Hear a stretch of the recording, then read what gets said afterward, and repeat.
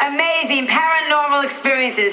First-hand accounts from a man who communicates with the dead, a woman who leaves her body nearly every night, and no joke, my own extraordinary out-of-body experience that I talked about on Friday and that you're going to see today. Plus, of course, what do we do every day? It's the new day, first day of the new season. We do gossip, gossip, gossip. Today with the latest on Cher and Shannon Doherty. It's all coming right up here, so stay right where you are, okay? Okay.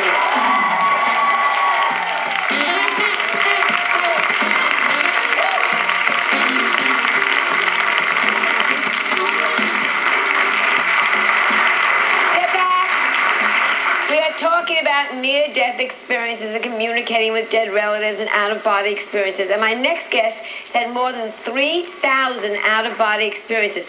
She has written a how-to manual called Adventures in Out-of-Body Travel. Please welcome Marilynn Hughes. And nice to have you on. And the same as I asked George before, what was your first out-of-body experience? Well, my first one occurred when I was very young, about 9 years old, and I was told at that time that something would happen later on. And so the first one that occurred in my adult life occurred about 3 months after my daughter was born. And so it just I think the birth of my daughter inspired it in some way. Were you scared? The first time it happened, I was scared because I didn't know what was happening. I had no idea, and you go into this really heavy vibrational state, and you're going out, and I was like laying in bed, and I was trying to I was going to get up. And as I lifted my arm, my light arm came out, and I was like, whoa. Yeah. And so I was scared the first time, but what I did after that, it was like for a couple of nights I was a little bit afraid to go to sleep. But then what I did was I just said, okay, this is a neat thing that's happening. I know it's neat. I'm a little bit scared because it's something unknown, but I just want to be able to do this, and I asked for their help to make it peaceful. And the second time when it happened, there were 6 light beings around me, and all I felt was total peace and love and joy. Where do you go? You've done it 3,000 times. So it's like almost nightly, I would say.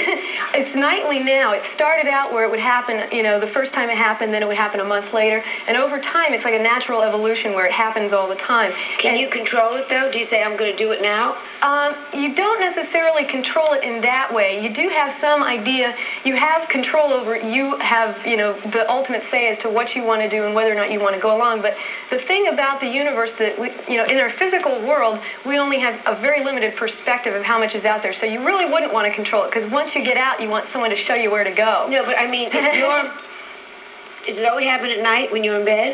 It happens at night, or if you, if I go to sleep in the afternoon. Or So what happens? You say, I have to pick my daughter up at 3 o'clock at school. I'm just saying, and it's 2:59. And here I go.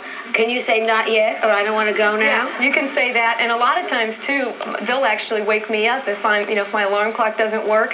My guys will come in and wake me up if I'm going to oversleep. Could it happen now? I mean, it doesn't happen when you're sitting physically. No, you would have to be in a very deep level of consciousness, because your body has to go into a very, a slower rate in order to get out. What happened when you started telling people about these experiences? Do they just think this is a cuckoo?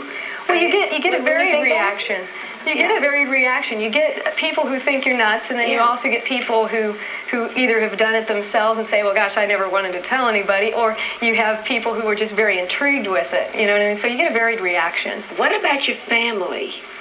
I mean, like, you're married, and you have children? I have one little girl. Yeah, just the one that you have. What happens if this happens? Can they read? Can they get you back?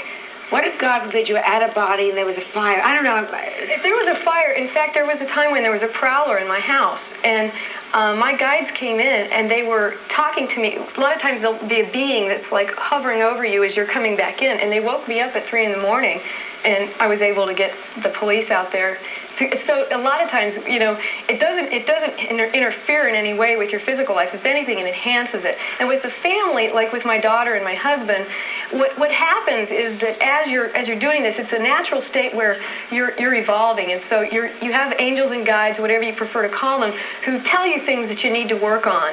And it's similar to the near-death experience in the regard that you have that overwhelming feeling of love and oneness and universal unconditional love, but they also help you to see things that maybe are difficult for you to see within yourself. And so sometimes it brings up things in your marriage or your family with yourself and with others in the family that you need to work on. Do you see this being passed on to your daughter? She does it now. She does. So can she be taught? Which is what Dr. Moody's coming on saying that. Pretty much everyone can be. What it is, it's a matter of becoming aware of the reality that this exists. Everything has to become possible in our minds before it can become probable and then reality. And a lot of times, just becoming aware of it, whether you just read a bunch of experiences and odysseys of light, or whether you, whether you read, Raymond Moody's book and realize that there's more going on, you're going to see that there's more to experience, and you open up to it. The way that I personally work with people is it's just a very natural evolution. I start working with them in terms of their guides come to me and tell me things that they need to know. Sometimes people may have unknown fears that they have of having the experience. It's a very powerful experience. People who have control issues or are afraid to let go, a lot of times are going to have to work through some of that before they can really surrender to spirit, so to speak. Have you ever done this, George? No. And I think I'd be a little nervous, too. You'd be nervous. It's both of you are working in such different realms and yet in such a vast unknown.